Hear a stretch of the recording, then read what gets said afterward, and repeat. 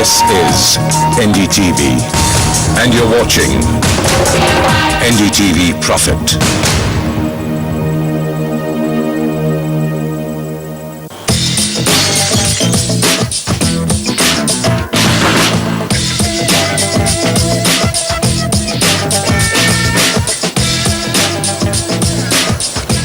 Real estate in the country is no longer only navigating choppy waters. It's now battling a tide reversal.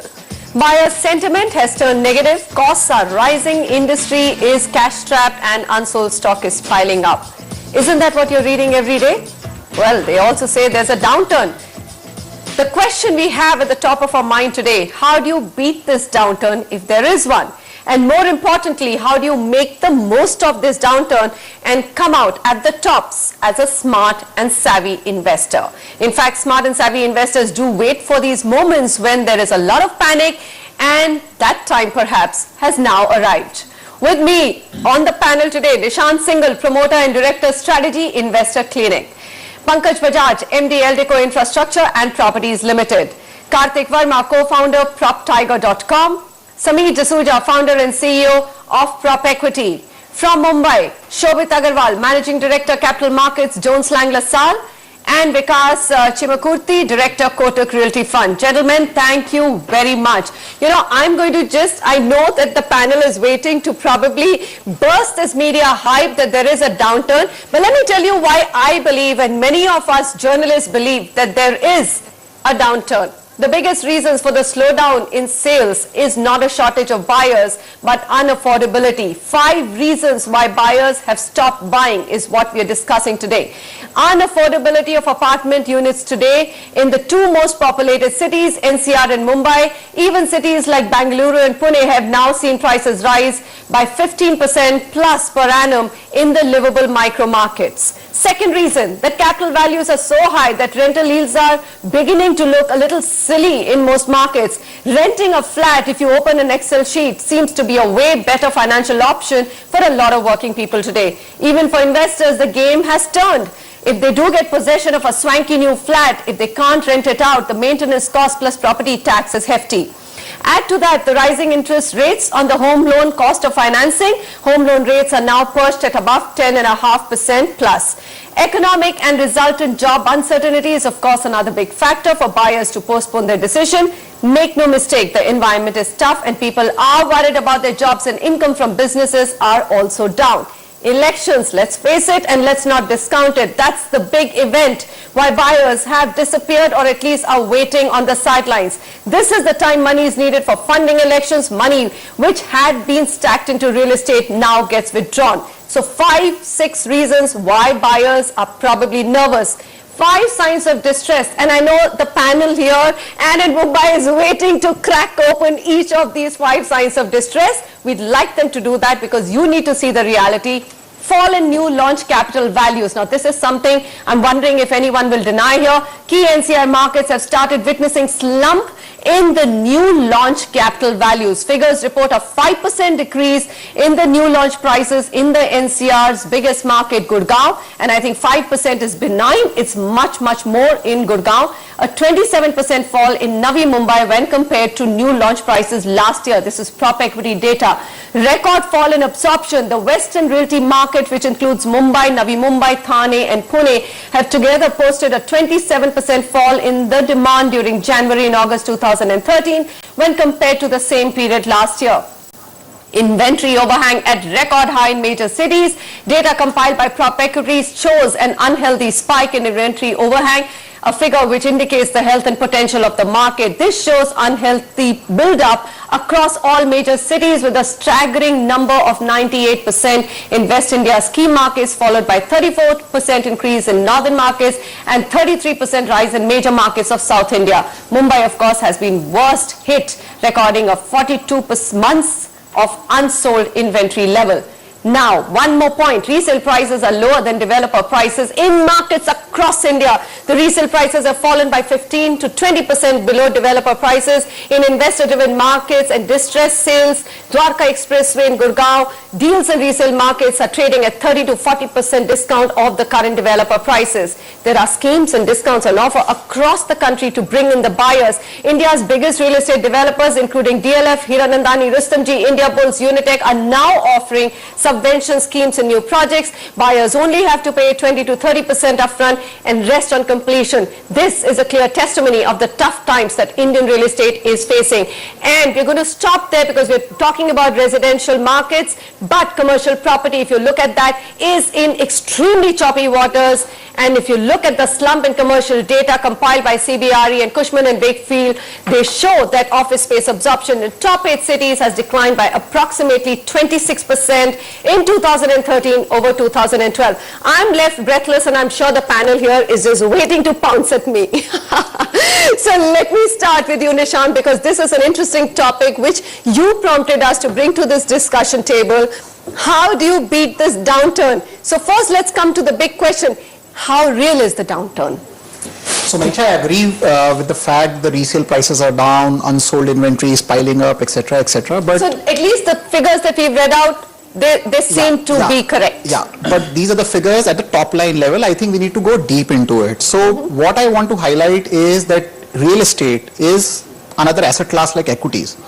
Sensex was at 8,000, went up to 22, came back to 8, and it's now again at 21. At all levels, there were value picks. You cannot say that at 27,000 there are no value picks. And you could have said the same thing, that 8,000 there were value picks. So all I'm trying to say is that smart investors need to identify these value picks. So I want to highlight 3 themes where customers can focus. Number one. We'll come to that later. Okay. We'll come to that later. If you give that, then we have to close the discussion, Nishant. So you're identify value picks. You're saying that so there is still value in the market. Yes. It's not that every market is overinflated and every market is bleeding. Is that what I'm hearing? Exactly. So let's look at the point of unsold inventory. Okay. We say, okay, unsold inventory is of 10 quarters, 12 quarters, 18 quarters. But look, within real estate, there are different asset classes. Let's look at plots. Let's look at villas. There is no unsold inventory of plots and villas available. Even on Noida. No, there is not. There is none. So there is enough appreciation in these asset classes within the real estate asset class. So while there is unsold inventory pile up in the run-of-the-mill apartments of 2 BHK, 3 BHK, 4 BHK, but within real estate there are asset classes where one can look at where there is no unsold inventory overhang. Okay, so villas and plots. Karthik, come in here. So, I'm going to get you to support or debate Nishant's point. Number one, downturn for real or not? Well, I think Nishant is right to observe that there is a downturn, but it's not across all different types of classes of real estate and types of real estate. I think the issue is more around, investor appetite. To Nishant's point, real estate investment is just one asset class among a choice of n number of asset classes that the Indian investor has. And those asset classes range from gold to stuff in the stock market to a fixed deposit and so on. At this point in time, a lot of these investors are fairly stretched as far as their own liquidity is concerned for a variety of reasons, that some of which you mentioned related to economic sentiment and macroeconomics and so on. So, investor appetite in an environment when the news flow is so bad and there are a whole bunch of uncertainties on the horizon, and there are prophets of doom like Manisha who are, exaggerating to some extent some of these issues out there. Definitely investor appetite has been a little bit constrained. Then it's just a question of how much liquidity somebody has to be able to plonk down a plot, to buy a plot in a place like Gurgaon or Noida, which happens to be fairly expensive relative to other parts of the country. We're not seeing that much of liquidity among investors to be able to put a lot of money down right now. To some extent, there's a bit of a wait and watch approach right now. There's a lot of political uncertainty as well, and within different states that we operate in, presumably where Nishant operates as well. I'm assuming a lot of investors are behaving in a similar manner to what our experience with them is. We'll just wait and watch, wait for a little bit more certainty before we put down, orders of magnitude of close to 1 crore or plus into buying a particular asset. And for the time being, you're getting paid to wait to some extent in terms of your purchasing power. If you're a senior citizen and, can avail of higher FD rates and so on, you're probably just about maintaining your purchasing power of your capital. So there's probably enough So wait and watch alternatives is right what now. you're saying is happening. for people to Investor keep their appetite is powder going dry. down, For them to- but perhaps not such a big downturn. Okay, I'm going to look at these interesting figures. You talk about downturn and you say, hey, the industry is cash trapped. Well, all of that might be happening, but it's really not a blanket statement for the industry. If you look at the total PE investments, January to September 2013, PE investments have been a little over 11,000 crore rupees in real estate. And if you look at 2012, the PE investments were 7,657. So PE investors have actually got a little bit more excited about real estate as of now. Vikas, come in here and tell me what's going on. I mean, we talk about a downturn. You are obviously saying a lot more value. Is it that the developers have become a lot more cautious and a lot more realistic about what the valuations of their projects are? No, I think, Manisha, what you need to look at is the PE investments which have happened in 2012 and the first half of 2013 is the asset classes in which the capital has gone. In first half of 2013, significant amount of transactions happened in the commercial asset class. So you had large chunky transactions happening where some of the international funds have gone ahead and acquired large commercial income yielding properties. So that's the reason why you would see the amount to be higher in first half of 2013 compared to 2012. But fundamentally speaking, most of us are of the view what you are saying. There is clearly a downturn, and whether you are catching a falling knife now or the knife has to fall a little bit more before one starts deploying capital is a debatable point, but it's clearly downturn and one has to be cautious enough before one starts deploying capital. So once you knock off the commercial investments which have happened, then you will actually see the amount of capital which has gone into residential is actually not much. And the key point to note is that most of these private equity investments which have happened in this calendar year of 2013 are more of refinancing kind of transactions. There's not much capital which has gone in for growth capital. You're not funding the acquisitions of developers for further land or further FSI as the case may be. It is more for refinancing some existing debt which is there, which a private equity fund comes and takes out the existing debt which is there. Vikas, you've actually clarified a lot of things here. Shobit, would you agree that, after hearing Vikas, I pretty much feel that there is no denying or being in a denial that there is no downturn here in India's residential real estate market? So factually, sales have slowed down on residential. There is no doubt in those statements. But what we are also seeing in terms of private equity investments is that there's a mismatch at the moment on the cash flows on project specific levels, and therefore whilst from a retail investor it is more difficult for him to take those calls, from an educated investor or institutional investors I think it's a great opportunity for them to come and support some of these projects that are ongoing, sales are established, so underwriting is easy, and therefore you're seeing a little bit of a comeback of private equity on the residential space per se. So clearly there is support, there is money, but sales are slow, and it's going to be like this for a bit.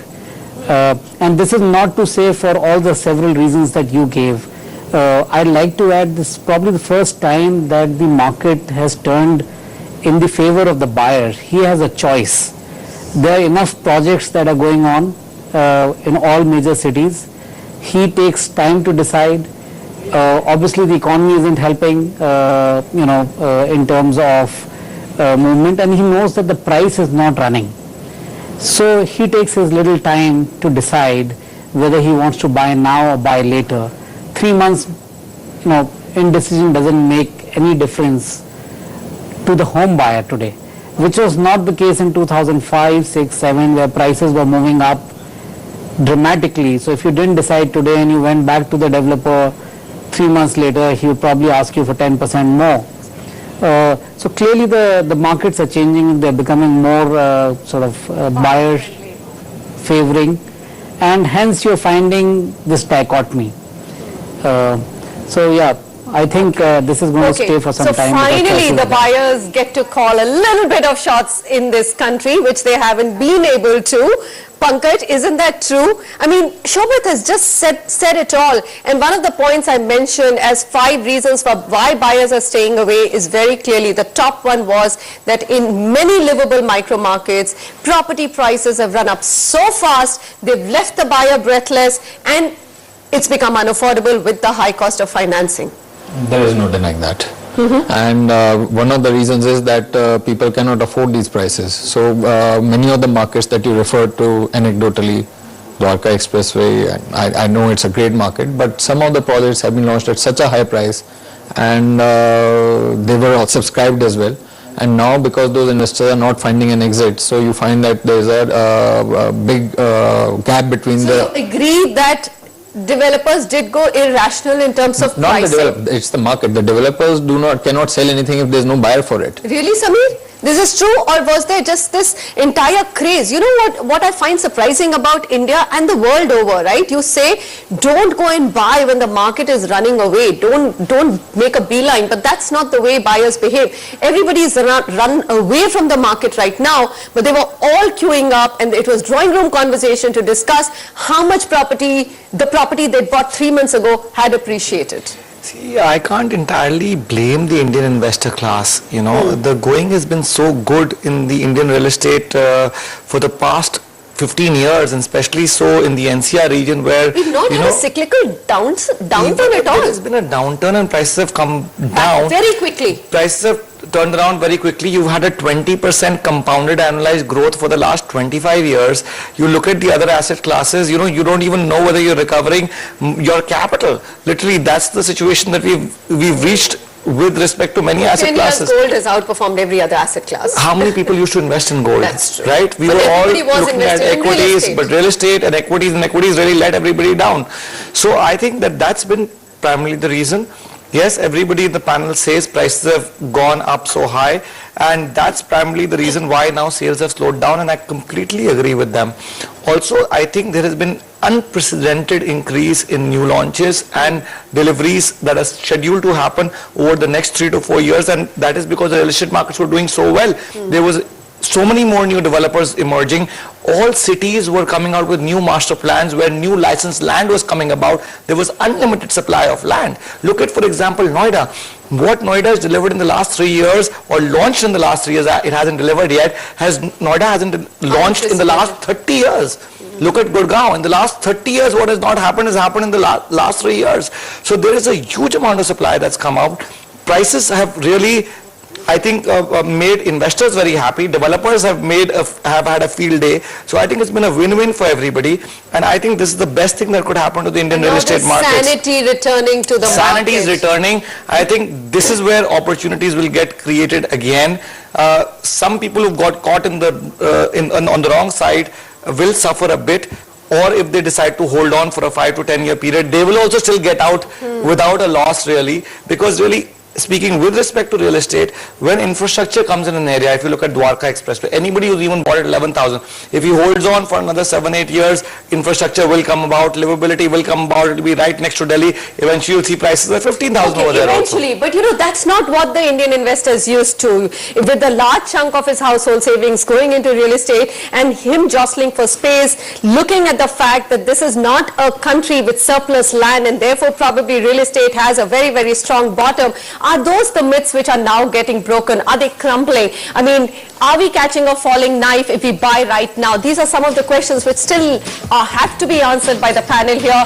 Is India's real estate market headed for a big downturn? Is it a short-term one?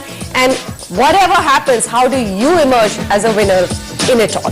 You're watching the Realty Debate. We'll be back in just a moment.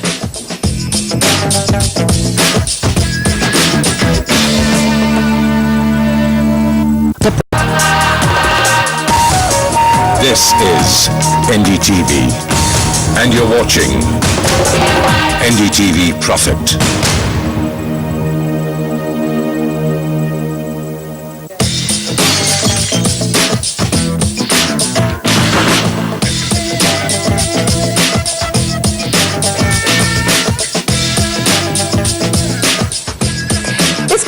mentality in real estate, isn't it? Buyers flock to purchase property in droves when real estate prices are rising or even when they are at their peak. And the same buyers just run scarce when prices start moderating, as it's happening down and when the chips are down. How do you really muster courage to purchase property in uncertain times like today? And if you've been an early investor and you've got stuck with 3 or 4 investments, not knowing how to finance them, how do you get out of that jam? So we'll get the panelists to answer some of those questions as well. So let's come to that early investor, who's ended up probably creating that big party in some of the markets. Nishant, what would you say to, Samir ended up by saying, have the patience. An early investor who's got into 3-4 properties, has got used to the early rotation game, doesn't even have the financing potential today. How does he get out of that logjam? So when we sell properties, okay, we sell around 1,500 properties every month. Okay, and you're saying and claiming that figure hasn't come down. No, it was 1,800 at a point, came down to 1,200, now it's back to 1,500. So markets are improving. We'll come back to the reason on why it's gone back to 1,500. 90% of these properties today are bank financed. Okay?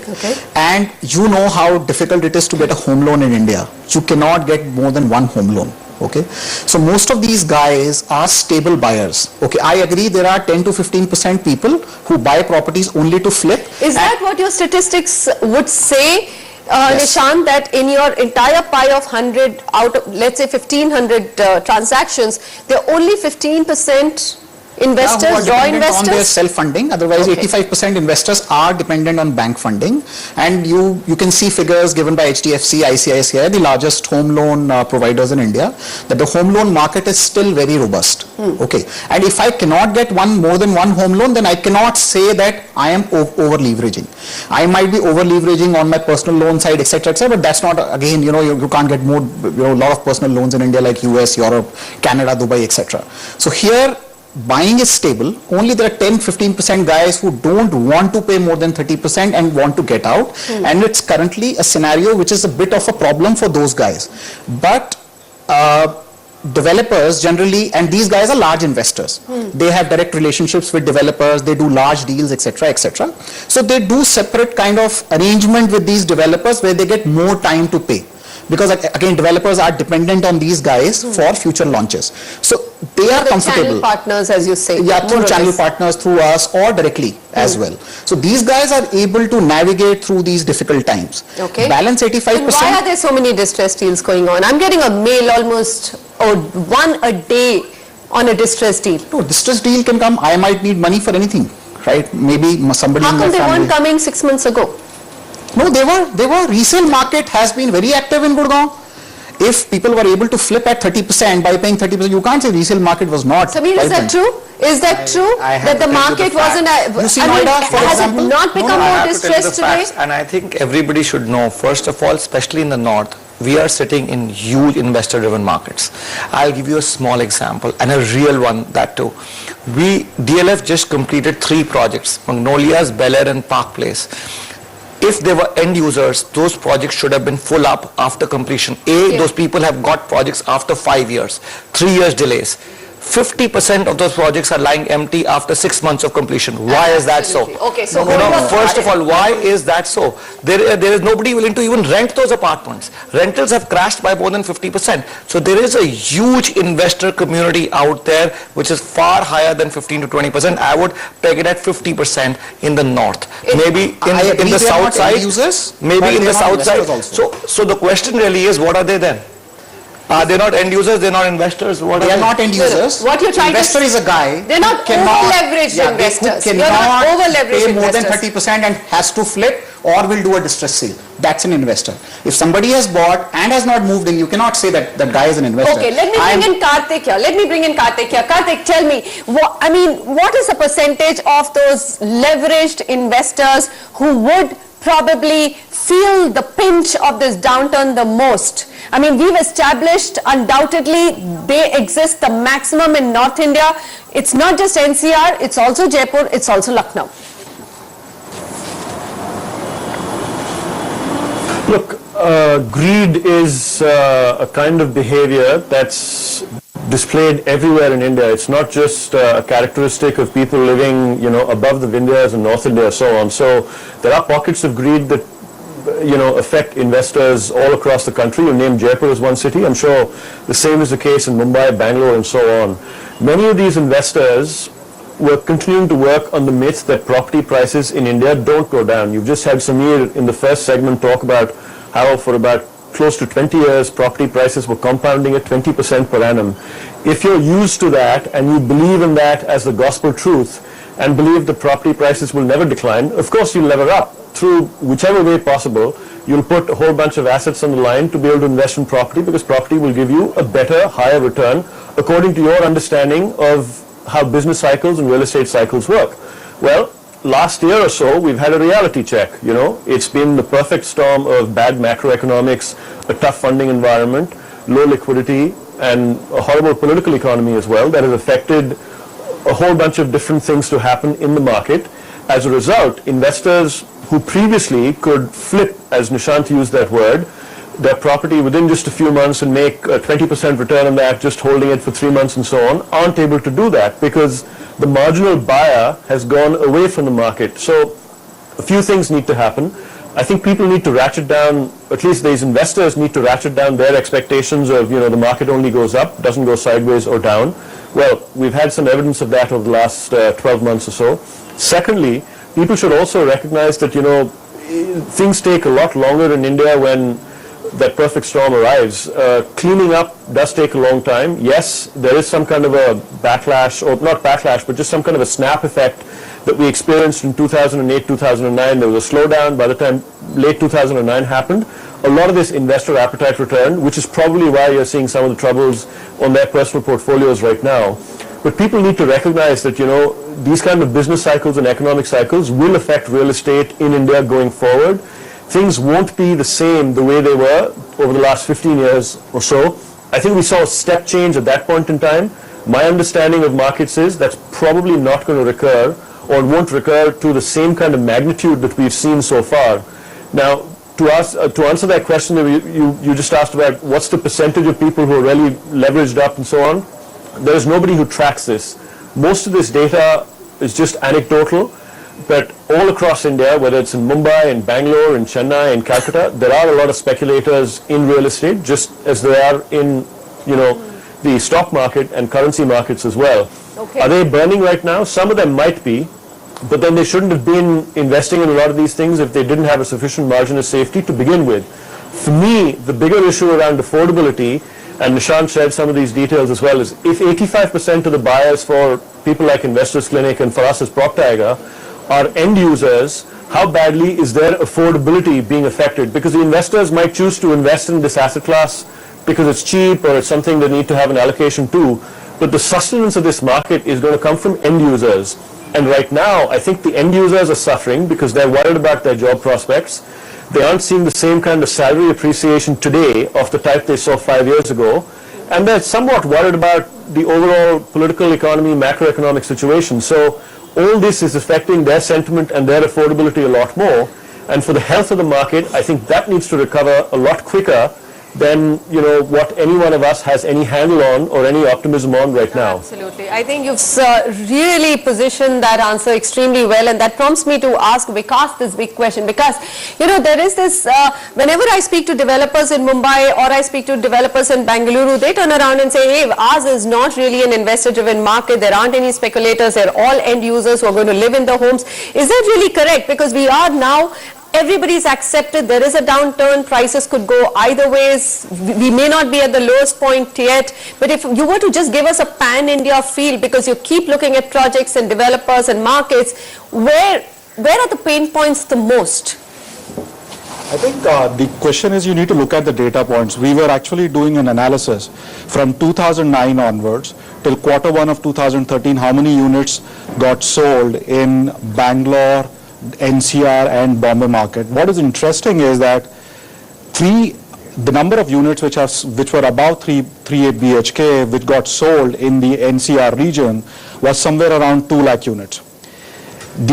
When you look at the census data in which we got from third-party sources, the number of households which are earning more than 2 lakhs in the NCR region, 2 lakhs per month in the NCR region, were close to around 2 lakhs. So what you're talking about is that people who can afford more than 3 BHK, which is approximately 2 lakhs households, they have actually bought number of units which are actually equal to around the number of households which are there. Forget about the housing stock which is already there, assuming, so basically it means that people would be having some houses earlier and they have bought more houses. Yeah. So all the eligible households, assuming that everybody bought one, have actually a house. But if you move the data to Bombay, the number of households above having 2 lakhs is somewhere around 3.5 lakhs. The number of units of 3 BHK and above which have got sold in Bombay is around 1 lakh. People could then, if you look at from the penetration standpoint of view, the number of households who have been able to buy in Bombay is significantly lower than that of NCR. If you look at Bangalore data approximately the number of households which have got more than 2 lakhs per month as salary income is approximately 0.9 lakhs. And the number of 3 BHKs and above which have got sold is approximately 0.9. So if you look at actually from the amount of sales which have happened from 2009 to 2013, except Bombay, both the cities have equal to or more than the number of households which are eligible to buy 3 BHK and more. Amazing. So the question is that how many people can buy 2, 3 more houses? So are we talking about a market which is going to grow very, very slowly in terms of absorption, or is the price going to crash or is going to fall to a certain extent where some of the households who have a higher income category can potentially come and buy, right? So I, to a great extent, agree with what Samir is saying in terms of the investor class which is there in Delhi is far more than what is there in let's say, in Bombay. It could be also because the Bombay houses are so expensive that very few people can afford to buy 2 or 3 units. So that could be one of the reasons. So, but Shobhit, this... So in terms of... Okay, because the data here is absolutely eye-opening for us. But go ahead, you were making a point. I'd like you to complete that before I go to Shobhit. So everybody is right now in a flux situation. So we actually need to see what is going to happen over the next 6 to 9 months and how much of the demand is actually going to come back in. So our house view is that potentially if there is a decent amount of correction in Bombay, the first city which is going to see demand coming back, we believe is going to be Bombay because of under-penetration of purchases by the existing households. Wow. Then could be other cities. Okay, this is the first time, I must say, Vikas, that I'm looking at this data, and it's so interesting. I mean, NCR seems to be saturated. Bengaluru, surprisingly, is saturated. The number of households earning above 2 lakhs is 0.90, and of course, that's 90,000, and the absorption has also been 90,000. Shobhit, your comments on this. I mean, interesting that Bengaluru, which we continue to believe is a great end-user market, probably people don't buy more than 1 house to live in, everybody wants only a house to live in, isn't that way at all. So, you tell us your view of the market. I mean, this Chennai OMR, which has slowed down so much, is unbelievable as well. Absolutely, very interesting data points both by Samir and by Vikas. But really, if you look at the buyer behavior, I still believe that there is a lot of maturity that's coming in. There are different categories of product. We've been talking about 3 BHK and luxury.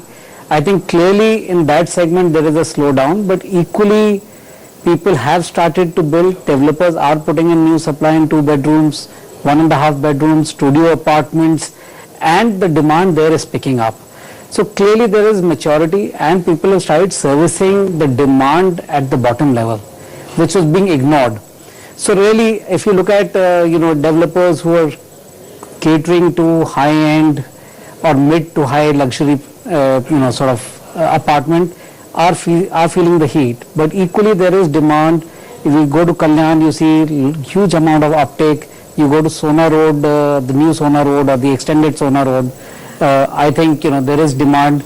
You go to Noida, it's an interesting market where there's been sort of overbuilding, but yet I still think that if you do a launch at the right price, you will find a demand and you'll find buyers coming in. Sure, but And Pankaj is because smiling here investors because are you've slowing said down, exactly what he's been wanting to say. All this while he was discussing how their Sona Road project, they're not even giving any flats to Investor Clinic and Prop Tiger to sell because his sales team cannot manage the sales calls, right? Or the demands. Yes, that's true. I'm sure you're not going to charge me for this. But the point is that if you, even today, if you come up with a price point and a location which attracts the end user, and by end user I mean somebody who's actually going to live, and I don't mean a long-term investor who's patient capital, I mean somebody who's actually going to live in the There house. is a lot of patient capital. Yeah. Because no one wants to invest in stock market, so all the patient capital goes in real estate No, and I'm gold. not peddling houses as an investment product here. I'm trying to sell houses as a genuine need, as a person would buy a car. A person doesn't buy a car for an investment. So housing as a product to be consumed, I think there's a lot of demand at the right place at the right price. And I can give you enough number of projects which are doing well. So do you agree that as all developers have woken up to this fact that prices had gone up too much? Listen, don't and keep they blaming need to do the this? developers here. I need to come to the defense of my fraternity here. Listen, if people turn up to if a developer thinks that the price is 6,000 rupees a square foot, and the people like my friend here or the end users, or there's an irrational community, they come up with, they want to lap it up at 9,000, who's the developer to say no? Really, is that how it happens? No, so who's the developer to say no? So it's not the developer's fault, it's the market which sometimes does become Okay, irrational. Let's blame the market that Yeah. it became And- irrational. But I mean, answer this very basic question. Would developers have turned sane in terms of pricing if the buyer demand hadn't started disappearing? I don't think they would have woken up. There was no wake-up call. Except now, when developers are realizing there's no way they can sell at this high I'll be prices. honest with you. Developers have woken up when they found that yes, they've done a huge amount of bookings, but now the installments are not coming in because they sold too pricey, and the people, the flippers who had only 30% capital and they can't flip anymore. There's a big divorce between the primary market and the secondary market. That bleed, Yeah. how do you face it with your investors, Nishant? Where, forget the investor, we're talking about patient capital end user who has bought it at 6,000, 7,000, 8,000 and is now seeing resale prices come down by 30% and 40%. Do you get those questions? I'm sure you get them. So Manisha, 6,000, 7,000, for example, Dwarka Expressway, what we are talking about, or New Gurgaon, or say new launches in They Noida. come down across the country. Yeah, Let's not yeah, keep going yeah. back to So- Dwarka so, Expressway. no, no. I'm just taking an example. So these products got launched some 9 to 12 months back. And most of these products were pre-launch products where the clients have not paid more than 10%, in some cases 15 or maximum 25%. No, but you're saying 85% of your buyers are end Yeah. users. Whoever's bought a year ago, believe me, whether it's Pratik Biltech or it's Mahagon, any project in Noida, Yeah. the resale prices, every Amrapali project, structure up there, developer price is 5,500, I can get a resale at 4,500 to 4,200. That's a reality. So there are two different types of customers. Okay, there are customers who are ready to pay 80% of the consideration at 4,200, and there are customers who are ready to pay only 20-25% at 5,500. We need to understand the cash flows of customers also. In this market, you would have both type of buyers. People who have ready cash available, maybe they have sold their house or whatever, they can take whatever 100% home loan, want a ready house, they want to pay entire consideration and let them buy at 4,200 or 4,500, which is like 20% discount to the current market prices. Okay, and there are clients who don't have that 80% to pay. They have 20% self-funding, so they are happy to buy at new prices. So for example, if you see like deferred payment plans, a 30-70 plan, which is a very famous plan these days. You didn't see these plans in 2008 or 2010. No, now everybody- So big now, developer has if it. you are selling at 7,000 and you pay only 30%, you give only 2,100 rupees per square feet. Versus if you buy at 5,000, you have Okay. to pay that 80%, 4,000, which is All double right, the so investment. different kind Yeah. of buyer. But I'm going to take a break because we've fairly exceeded time. I think I'm going to come back with just one big question to the panelists. How do you identify that right price? I mean, clearly there are deals to be had out there. It's a time to really snoop out those best deals because there are plenty going around. There are freebies. It's a good time to buy. How do you get to assessing this is the right market, this is the right house, this is the right developer, and this is the right price? You're watching the Realty Debate on how to make the most of the real estate dump.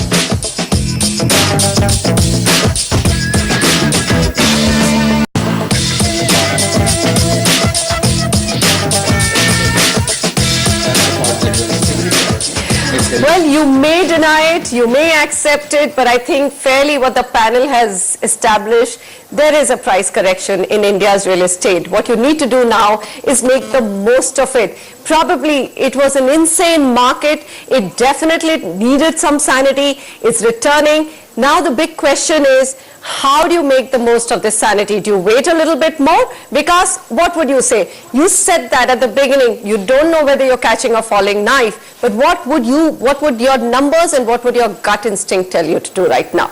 If it was a retail investor wanting to buy.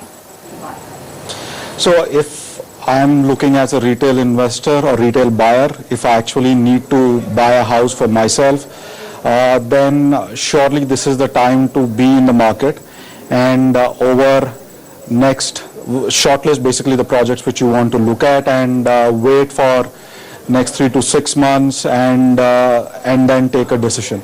But today would I go and buy until there's a huge distress which is available? I don't see myself looking at buying some property right now. It depends. It's not a general answer. You need to look at micro market and the city. But yes, at this point of time, one should be in the market looking at. You're saying don't be in a hurry to buy right now. There's going to be plenty of time to get a good deal. Sameer, that's what you've been saying. Yes, but I also think this is the right time to be in the market. Definitely. This, from now onwards to the next 6 to 9 months, you will get enough and more good deals in the market, especially in the resale. How do you identify what's a good deal and the right market price? It's very easy. Watch our show, get to know the weighted average price of the market, get projects under construction, 1.5 years to completion, and you know the launch price at which these projects were launched at, you know what discount you're getting, because there are many investors who bought 2-3 flats and now I've got stuck. You're saying look at resale market rather than the primary launch market? Unless a primary launch, a new launch is coming at realistic price points, which is soon going to start happening in certain micro markets, and certain micro markets may still not happen because cost of acquisition of land may be still very high, right? So really speaking, there are enough and more opportunities today where people are stuck, and for a retail investor or a retail end user, there is no better time than now to cherry pick and buy the right properties. Okay, cherry pick, that's the theme which is emerging. Don't be in a hurry, cherry pick, look for resale prices or at least pre-launch prices or launch prices, but very, very realistic ones. Shobit, what do you have to add in terms of how do you make the best pick? Because you also said it's a great time to go ahead and look at property. Yeah, my advice to home buyers is that stay focused. There are lots of deals all around, but and it can actually just confuse you a lot. And my advice is to stay focused and negotiate hard and get your deal in the projects that you want to. What is the Make sweet sure that they are spot? under Shobit, execution. what's the sweet spot? What is recession proof right now? Where do you see the base not slipping too much? Different markets have different price bands. For example, in Bombay, if you're buying at the 10,000 rupee levels, in the suburbs, I think it's a great time to pick them up if you're getting deals there. Luxury, of course, is difficult, but difficult to pinpoint. But yes, there are options available. For Gurgaon, I would still think that it's a sub 10,000 rupee price, anywhere between 7 and 9,000. If you're getting a price, if you're getting a product, you should look at it closely. And well, you want to cherry pick, but don't get defocused because there are lots of projects. So I guess you need to get your. So you have to make a very informed choice. I think that's the message which is coming across. Karthik, what's your view? I mean, how do you get to those best deals and know that at least your downside is protected? I think the worry there is at least the downside is protected. Well, the reality is you'll never know whether your downside is protected or not until, of course, you have the benefit of hindsight. So you've got to lay out a bunch of different scenarios for yourself as you look out into the future, 1 or 2 years out, whatever your holding period might be for an investor, or if you're an end user, whatever the date of possession might be. What I would suggest is if you're an end user, then cherry pick, as one of the other guests said just a moment ago. Don't be in a rush. Understand what your affordability is, just given job security prospects and so on, and understand whether whatever EMI payments that you're signing up for would be within your means or not. If you're an investor, I think I can't stress enough on the point of just review your own behavior over the last 1 or so years and understand, what is it that you've learnt about the market. I think one of the things we mentioned earlier in the show is, this myth about property prices only go up seems to be busted. Something else that investors would do good to learn about is how important liquidity is and their ability, or what's been their inability to flip, in the last 12 months or so. So depending upon whether you're an end user or a retail investor, I think those are the two things that I would talk about respectively. But you're never going to know if you've hit rock bottom or not until you have the benefit of hindsight. So good luck. I hope we've hit rock bottom, because I also would like to see the market go forward. But okay, who knows? Pankaj, have we hit rock bottom? There might be much worse in store for us. Absolutely. We can only hope for the best. Okay, on that note, I'm going to take it from Karthik. You can never judge it to a nicety. You can't time the market. Do you think there's scope to actually bring down prices more? You're a developer.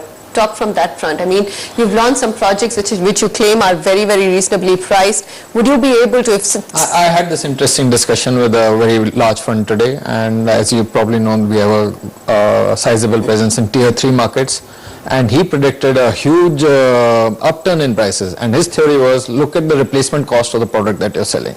The land prices have not gone down, and they're not likely to go down. The construction cost is only going up. Whatever you're selling today is probably going to cost you 30% more to replace it.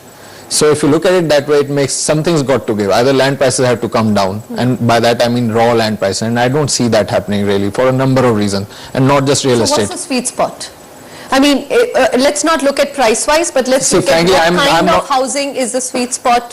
Where do you think there is safety? Looking at the economic uncertainty, election in the offing, and probably a hung parliament as well. See, Manisha, I'm not great at advising investors, and I can't stress enough that investors... No, even a buyer, Pankaj, no one likes to see their asset prices going down. Home is their biggest asset. No one wants to buy at 5,000 and then see the prices go down. Don't worry about the next 6 months. That's what my advice is going to be. Take your checkbook out. Go out this Sunday, look at the choose a location which suits you, which is close to your place of work.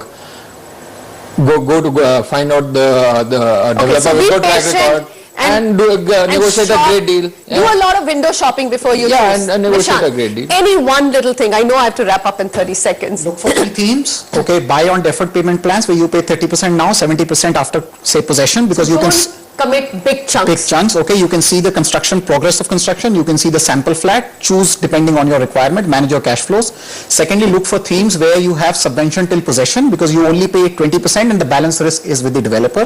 Third, look for asset classes which in the wake of new real estate regulation bill or land acquisition bill, those assets will be significantly costlier in 5 years, 8 years from now, like plots and villas. It will become a dream to own a land. Okay, because it will become almost impossible to acquire large townships. Okay, we'll discuss all of that later. There are concerns with subvention scheme. Sameer has them, but then you see Sameer every day. We will bring you those concerns, and I'm going to thank the panel here. We've really had a very interesting discussion, and I must thank Vikas Shobit for being extremely upfront. Vikas, it was a pleasure to have you on the show and give us those eye-opener figures. Shobit, great perspective on what the buyer should be doing right now. And Karthik, with the NDTV Red in the background, I think you were more passionate than ever before. Nishant, Pankaj and Sameer, pleasure, gentlemen. And as we conclude, there will never be a time when you'll be sure that prices have bottomed out. That's what the panel is saying. No one has that crystal ball, but if you've paid close attention to the panelists and their thumb rules and some strategies specified, you should be able to beat the downturn in real estate, even come out profitable from it with a horizon, let's say, of at least 5 years plus. Hope you found this debate useful. Do write in to let us know your thoughts, and goodbye from me, and thanks very much for watching.